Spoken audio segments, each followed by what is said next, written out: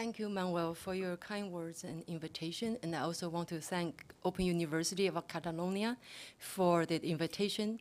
And also, of course, thank you all for coming in the evening when you can really enjoy this beautiful night out there. And I also want to mention that I want to thank my colleagues who joined me in the seminar we just had at the Institute of Internet Research when we are talking about network society in China in the last 2 days. My colleagues here, Professor Shen Yuan, Professor Xia Zhujiu, Professor You-tien Hsing, Professor Li Lixing, and Professor Hu Yong, they were all here. They were all China experts. And so they came here just to see if I say anything wrong. So I have to be very, very careful here. Okay, so in this presentation, as the topic tells you, that I will talk about communism, capitalism, and China's transformation.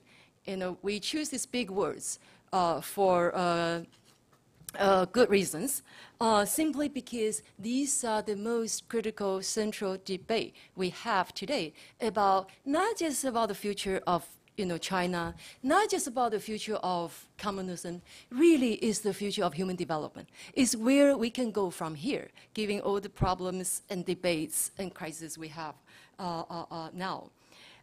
So Chinese experience seems to represent a very interesting case. And one of the most well-known character of China's reform in the last 30 years. Simply put, it's because it sounds very successful. It seems very successful. It is quite successful if you look at the number, if you look at the economic performance in the last 30 years.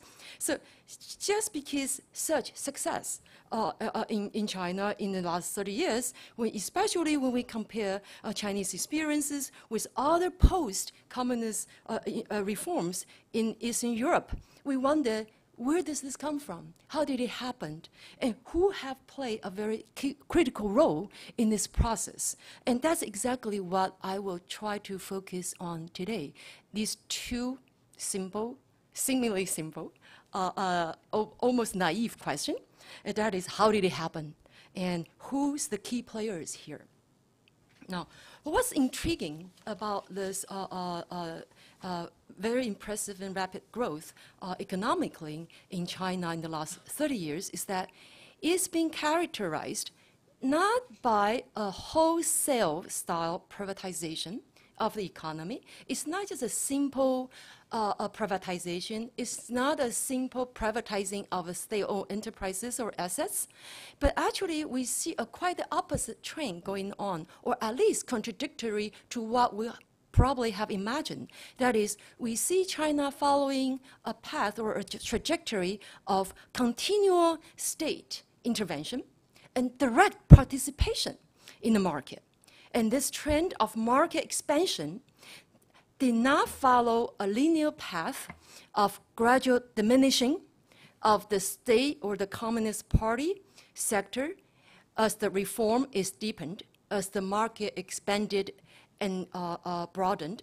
And also, we didn't see a quote-unquote natural development from a communist planned economy to an increasingly strong private sector either. As we have observed in the last 30 years, the Chinese state has played a very critical central role in this growth economy. In other words, if we may simply put it, it remains to be a communist economy with the Communist Party and the government firmly in charge of the economy. However, this is crucial. Yeah, it is still very much a government state-controlled economy. However, such continual and increasing state intervention in the process of market expansion is not a straightforward story of Communist Party state monopoly and a corresponding disappearance of market competition. Quite the contrary, we see these two seemingly rather contradictory movements that happen at the same time. On the one hand, you see the party, you see the state continue to intervene, to participate, to keep a firm hand over the economy. And at the same time, we see the market continue to grow and to expand. And that's the intriguing part. And that's the question. How does it happen? How does it work? And who are doing this? And who is playing the critical role in making such a new animal that is very difficult to figure out? And so let me elaborate a little bit on how and why I said this is a statist economy. There's still a very much economy controlled by the party state, but at the same time, it's also we see market expansion. We still see, and increasingly so, market competition under such a statist economy. It's because when we talk about the Chinese state, or any state actually for that matter, we are hardly talking about a homogeneous entity with a coherent set of bureaucratic organizations, evenly allocated resources within the government machine or the state machine. And we are hardly talking about a consistent policy mandates and implementation capacities of all different bureaucratic agencies and government offices in this big thing called the state. The state actually is a very heterogeneous process rather than a homogeneous entity. And the state of China, in particular, is in fact, as a legacy of planned economy, and as it continues to be a socialist, or if you wish, communist state, is actually a vast galaxy of state agencies, which include institutions like government or party organizations, public utility and service agencies, military units of all kinds, and of course, by all means, not the least but not the last but not the least, state-owned enterprises of all kinds. In addition to this vast galaxy of various kinds of state agencies that are involved in this process of market expansion, we also see the state as a hierarchically organized governing bodies. As we talk about the state, we're actually talking about different levels of the government, from the highest central level government to provincial governments, to the municipal governments, county, township, and even the village level governing bodies. We actually see these all sorts of governing bodies, all sorts of agencies at all territorial levels, in all different functional operations. So this is what we are talking about here. It's a state, but it's not a coherent, homogeneous, one big machine. It's actually a big, highly diversified and highly fragmented galaxy collection of various state agencies with all kinds of state actors playing their role in this process of market expansion, playing their role in the making of capitalism in China today. So it's a very peculiar type of processes we are looking at here, especially since the 1980s. Many of these state agencies that we just mentioned, these state-owned enterprises, different kinds of local governments at different territorial levels, and different utility companies, even military units, if you wish, were granted much greater autonomy from the plan, to use locally generated revenues and profits for their own projects, for their own investments. So when they are, and especially these local governments, these municipal governments, these county governments, these provincial governments, they can keep a major portion of the revenues locally. I think this has some relevance to the Caledonian politics today, as I gather. So it's highly financially autonomous local governments at various levels to begin with. And at the same time, they are shouldering a much greater responsibilities in paying for their own operation, their own overhead, social welfare, including education, public health, and so on, and pension and labor protection related welfare. At least that's their responsibility.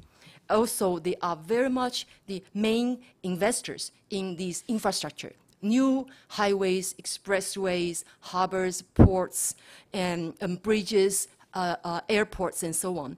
All these infrastructure investment in these local areas and social welfare responsibility in these localities are now mainly on the shoulders of these local governments as well. So on the one hand, financially, they have a lot more autonomy in keeping these, the revenues in locally. But at the same time, they have a greater political liability and responsibility as well. And as a result of this increasingly autonomous local finance and local governance, we see more and more of these local governments getting involved in profit-making enterprises. We see all sorts of local government-owned companies running, easily imagine, real estate development. They run different kinds of manufacturing enterprises. They run different kinds of service businesses as well. So as a result of this continued state intervention and participation, running businesses, being managers and owners of these new enterprises, in direct participation in the market, that is, but at the same time, a highly fragmented and diversified state sector, meaning different kinds of state sectors, your county governors, your party organization at the township level, or these utility companies that also are running profit-making operation on the side. These very diversified so-called state sector and all kinds of state actors are all being part of this market expansion processes. We see now several important trends happening in the last 3 decades in the development of China's political economy. First of all, as I said, I want to follow what we just left. That is this increasing significance of the local state in the process of market formation and expansion, and their active role as market contenders and competitors in this increasingly expanding and diversifying market. But this local state and the so-called state actors is not, as I said, this is not a homogeneous entity. In the last 3 decades, we have observed a major shift in terms of the motor of growth. What kind of state actors are we talking about? What kind of state actors are playing the most important role in participating in the market, in intervening in the market? There are actually 2 stages in the last 3 decades that we need to look at. In the beginning, from the 80s to the early 90s, we see lower level local government in the rural area. These are very rural-oriented, rural-based townships, counties, and even villages.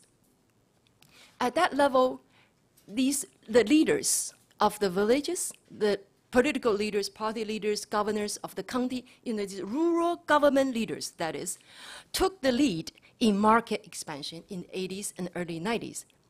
And they were engaged in small-scale or medium-scale manufacturing, export processing.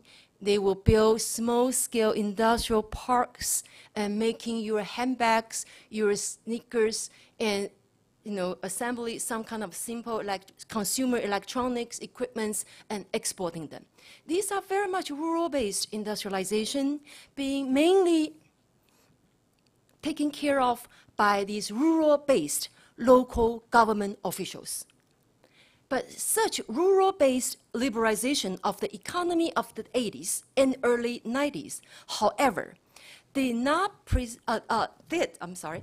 present a historical opportunity to develop a stronger private sector. So they are actually moving from these local government owns to more private owned. So there are a lot of private rural entrepreneurs are also participating in this small-scale, rural-based manufacturing, and mainly also for exports. However, these very prosperous rural sectors of the 80s and 90s, which we see some signs of increasing private involvement in such sector, did not follow in so-called inevitable historical trend and linear trend of massive growth of a genuine private sector in the process of this market making in the rural area. Quite the contrary, we see by the mid-90s, we see the decline of these rural sectors, these collective enterprises owned by local governments and some owned by private entrepreneurs in the rural areas. And we see the decline. We see that many of them went bankruptcy. We see them meeting more and more problems in getting loans, in expanding their production, in getting themselves better at technology, in getting themselves more competitive in this increasingly more competitive market. So we see the decline of the rural sector in the mid-90s. And increasingly, we see another type of state actors on the rise and taking over this machine of growth. Who are these new players from the state sector? These are higher level urban-based local governments. These are the people, these are the government leaders and their companies at the municipal, these are municipal governments, provincial governments taking the lead in the 90s and throughout the 2000s. So this major shift in terms of the type of state actors playing an important role in the process of market expansion. From the rural-based, low-level rural governments to high-level urban-based governments and their enterprises. Especially, we see these major, large cities, such as Beijing, Shanghai, Guangzhou, and Shenzhen that you know of along the coastal areas. These are the major local governments that also play a very important role in running directly and indirectly of all kinds of businesses, including the real estate, the sector that I study, but not just real estate, but also in other sectors such as motor vehicle, such as public utility and power, hydropower, and other forms of power generation, and transportation, and so on. So there we see this in the high-tech industry, not to mention. And so this is what we are seeing today in China in terms of the importance of local states in the process of market expansion and the importance of urban-based local government leaders in both the party and the government systems playing a leading role in the expansion of the market. So that's number one important trend that we see in China. Nevertheless, we do see the continuation of state intervention and participation in the market. But it's just different kinds of state actors, and it's been shifting. Now, the second trend that we have observed in the last, more recently, is really along in parallel with this decentralization of the communist economy, you know, with these state actors and state government officials playing an important role in the market, we see an opposite trend happening at the same time. Actually, to counter the first trend of decentralization, we see an increasingly important role played by the highest level government, highest level state officials at the central level. They try because they see, and all these local governments running their businesses, you know, they were behaving just like entrepreneurs, you know, talking with investors, thinking about profit making. And so they said, well, listen, we need to take back some of the control, especially in the key strategic sector. So since the late 90s, especially since the 2000s, we see the central government trying with all sorts of administrative and institutional means and organizational means to reconcentrate the economy. And symbolized by the establishment of this State-Owned Assets Supervision and Administration Commission in 2004. This newly established commission at the central government level has a very clear mandate, which is take back our economy and take back the most important strategic sector and largest state-owned enterprises back into the hands of the central level government. So they impose a massive scale nationwide mergers of smaller, lower level government-owned enterprises by handpicking large and strategic ones to form oligopolistic or monopolistic central state-owned corporate groups. These are no longer just individual state-owned enterprises, but corporate groups, group companies, which own all sorts of companies, hundreds of different subsidiaries and branches and so on, under one big state-owned enterprise. This consolidation campaign of state-owned enterprises and state assets covers a wide range of strategic sectors, including finance, not to mention, hydropower, logistics, petroleum, petrochemical, steel, shipbuilding, telecommunication, media, precious metal like gold, and defense industry, of course, aerospace, and food, and infrastructure construction, and real estate as well. And meanwhile, the less strategic and weaker ones were let go, based on the principle of keeping the big fish and letting go the small shrimps.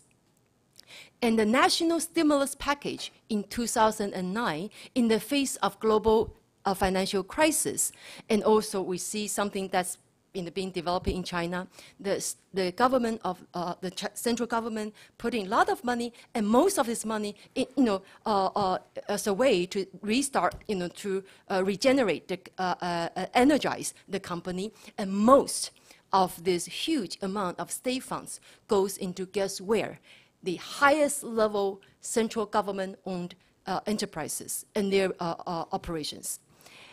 In the case of the real estate sector, we actually also see a very similar trend.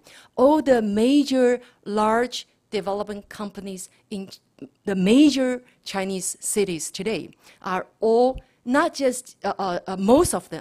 I would dare to say 90% of them have a very strong connection with the state sectors of all kinds. And so these are the enterprises that own the best located land in the strategic location, a large chunk of them, very good large land reserves, and many of them are now also listed company as well. This also including this big development company that was established and still owned and run by People's Liberation Army. And this is an example of how during this process of decentralization of the statist economy, we also see a parallel and seemingly contradictory trend of reconcentration of this statist economy. And these two, mind you, are not necessarily mutually contradictory. They can actually reinforce each other and as a way to keep the state firmly on top of the market as the market expands. Thirdly,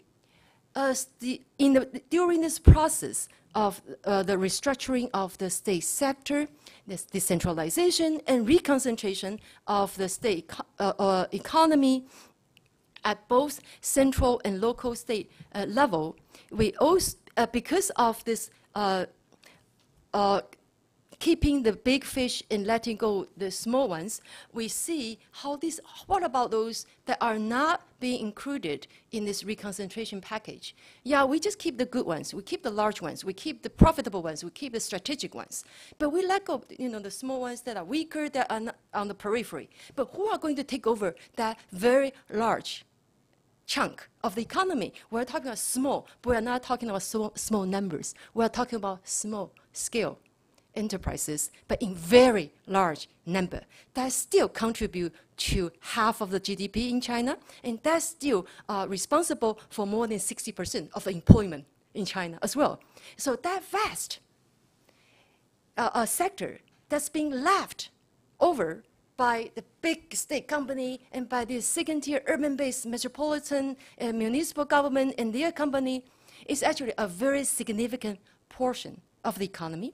So when they are let go, when they are being either just let some private entrepreneurs, foreigners of all kinds to get involved in that sector, we actually see a very interesting phenomenon being developed here, which is you see we no longer can use ownership structure to understand that sector. You have some very genuinely privatized companies, and we have some joint ventures between one particular agency that belongs to one particular county government and these private entrepreneurs. Joint ventures, between some high-level government officials and their offices, and some low-level local government officials and their offices, and in joint venture with yet a third or fourth party from overseas, or from another province, or from the private sector. So the very complicated and rather, again, diverse ownership structure, making it impossible for us to give a name of a private sector. This is a wide spectrum of all kinds of players with very complex ownership structure in this big sector. And this is where major competition is happening, because these private or semi-private, semi-state, or half-state, half-private, some are foreigners, some are domestic, some are local, some are from other provinces, are in this a growing market, competing with one another in order to grow bigger, in order to have a better control of their niche. So the result of this complexity of these kind of development, of this very complex sector of various kinds of ownership structure of the enterprises, they continue to exist, and that they continue to be very dynamic despite of a very high turnover rates. These small players with these varied backgrounds, they will open up a shop and company, and then for several years, they might just reopen another one, close down this, or they go bankruptcy. But there is a very dynamic sector that makes things like this always possible. There is that sector that allows major competition.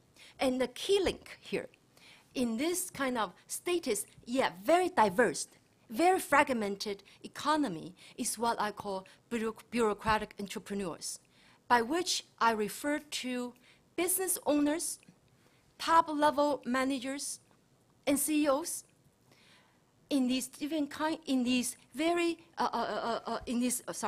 companies with very strong connections with or backgrounds in state institutions like governments or party organizations, as I mentioned before, public utility and service agencies, military units, or state-owned enterprises, or different kinds of local governments and their enterprises. These are the owners, managers, and directly the leaders of local governments and these businesses that are owned by local governments. So these are people that are both bureaucrats with the heart of entrepreneur, and vice versa.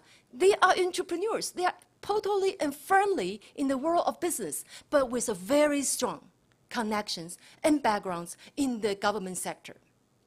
And the most important character of these bureaucratic entrepreneurs is that as the major contenders, as the major actors in the market, they are affiliated with the state bureaucracy of various kinds. Now, the question is the level and the nature and the meaning of such affiliations. The reason why I talk about these bureaucratic entrepreneurs and I see them as the main players in China's market expansion in the last 30 years is that I want to emphasize the important key role of the state, as I elaborated in the last 10-15 minutes.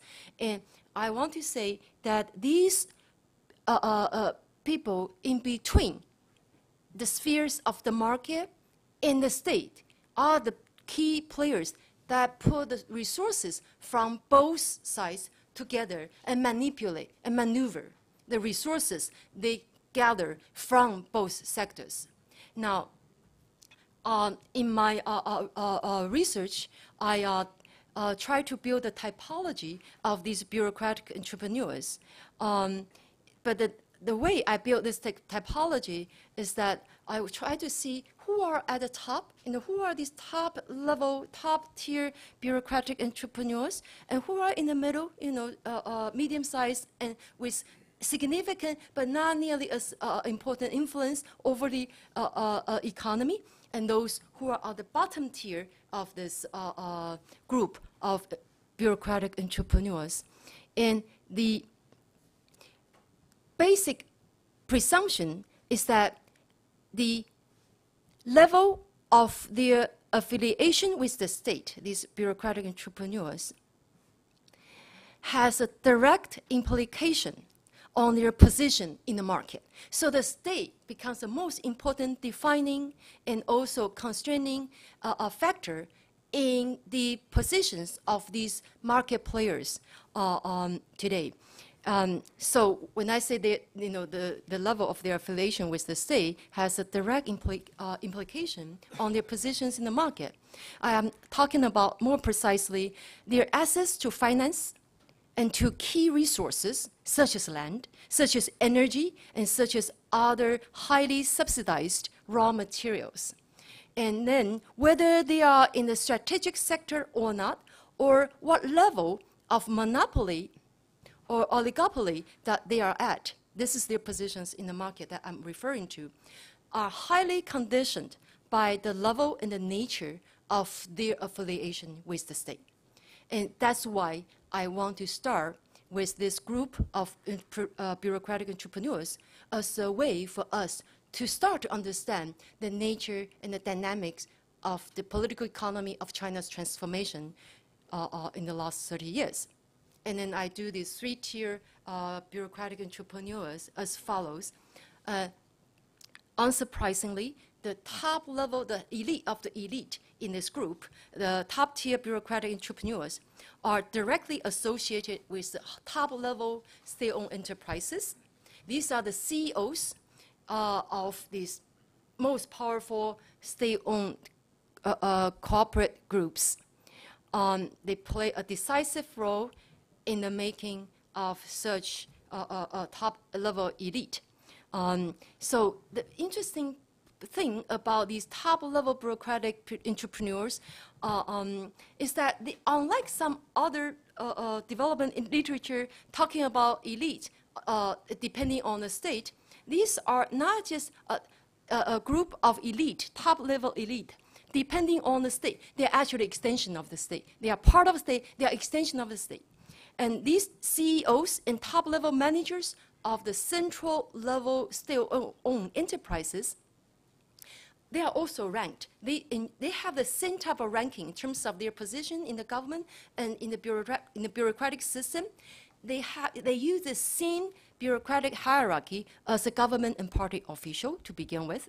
And the CEOs of large central-level social state-owned enterprises can be ranked as high as a minister at the central level. And the job of these CEOs as a bureaucratic is a bureaucratic position. They are ranked bureaucratically, but they have the mandate of accumulation. And they have a mandate of promoting GDP, but with a political agenda of continued party-state dominance. So that's one important character of these top-level bureaucratic entrepreneurs.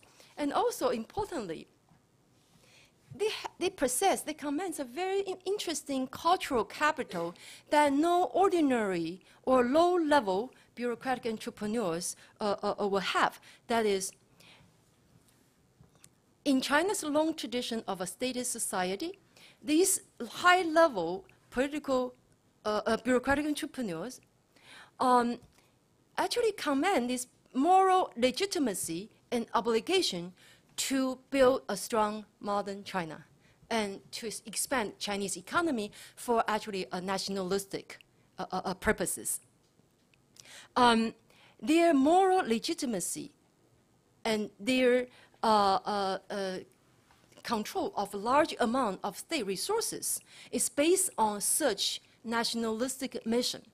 So one example of such moral legitimacy is that some of these large central state-owned enterprises in the 2000s were given this new mission of putting China on the world map and gain a global leadership. And one way of doing this is to export China's capital and technology know-how to the world. And the former, exporting Chinese capital,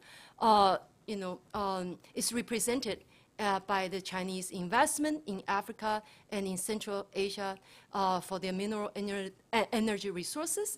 And also some other example is to export a construction technology as well to some other countries. But my main point here is that these high-level state-owned enterprises, this top-level elite, these top-level bureaucratic entrepreneurs, play an important role in this nationalistic mission of economic success and international influence and status. Is a very important part of what makes who they are today. And the argument goes like this. In order to put China on the world map, in order to build China's international status, we need to build a strong companies and put the international companies, Chinese multinational companies. And in order to do so, we need scale economy. We need to put all these small players together. We need merger. We need to build a bigger one. So it's a must in achieving global competitiveness. And such scale economy, such large internationally competitive companies can only be built and has to be built by the state.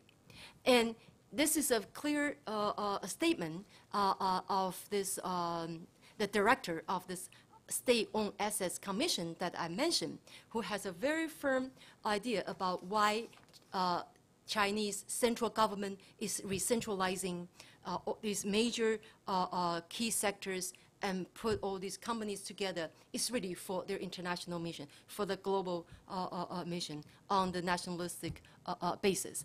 Now, these the top tier bureaucratic entrepreneurs, and there's really is from this sector, which is a very important moral and cultural capital. And second type is those from the urban-based local governments, and they share a lot of similarities with these top-level bureaucratic entrepreneurs in the sense that they also have a very direct and strong asset control over key resources, so they are also developing these different companies at the local level. However, they are different from the first-tier bureaucratic entrepreneurs in the sense that they are much stronger and clearer in their role as a money-making machine, but less so as a moral political leader in terms of protecting the society and reinforcing the Communist Party's political legitimacy. These are the mayors, party leaders in these cities and municipalities who see themselves as really urban economy promoters. In the last 10, 20 years, they start to develop these mega urban projects. They try to build infrastructure, highways, and railroads, and new town development projects as a way to promote cities and also to harvest from the increased property value. And so their city building and promoting endeavors and their identity as a city builder really did not help, unfortunately, much with their political legitimacy. So we see some contradictions here, and we see the difference between the top-level bureaucratic entrepreneurs at the central level and these second-level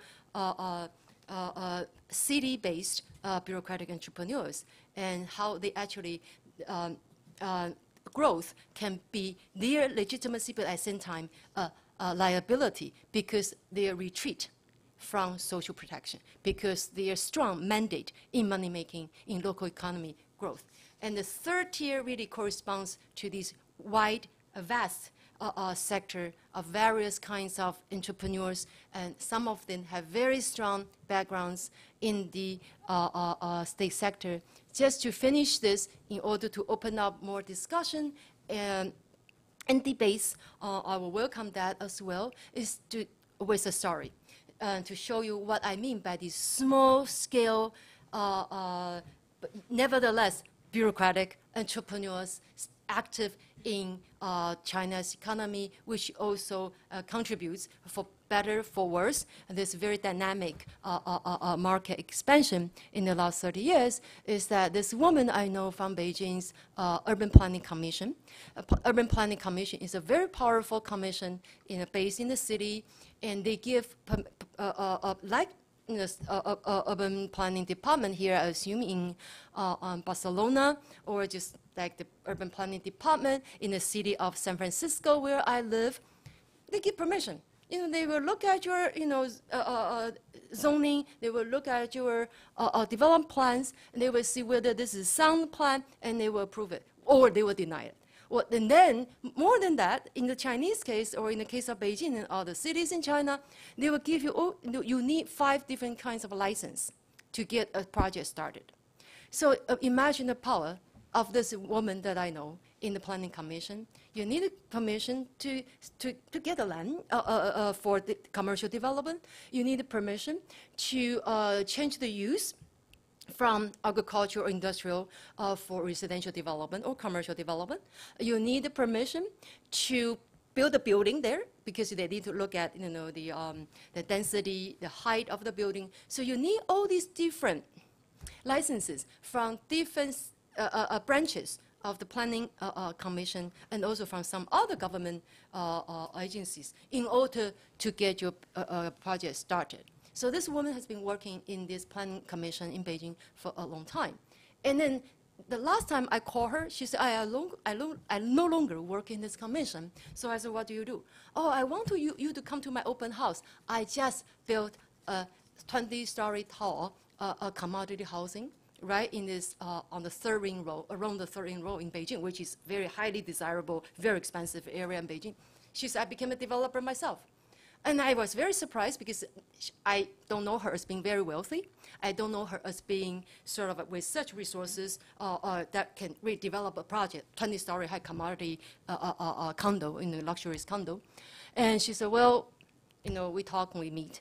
And I realized, because of her previous connection, as you can imagine, she talks to the banker, she talked to her former colleagues. So it seems easier. I want for her to put together the project. And so we see a lot of people with such connection start their own business, and then that's really a very important part of the economy as well. We can go into more detail and more discussion later, but I want to end here so we can have more discussion. Okay, thank you.